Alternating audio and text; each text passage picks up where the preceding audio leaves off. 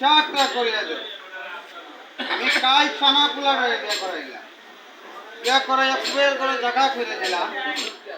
জায়গা করে দেওয়ার পরে তোমার দিদি শুনে শব্দ শোনা যায়।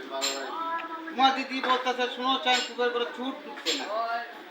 আমি বললাম চুল নাই ঢুকে।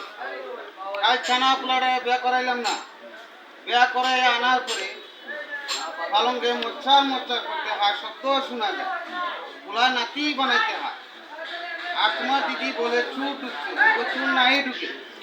সকালে ঘুমতে উঠিয়া দেখিলাম চূড়ায় বড় দামাডা নিয়ে গেল।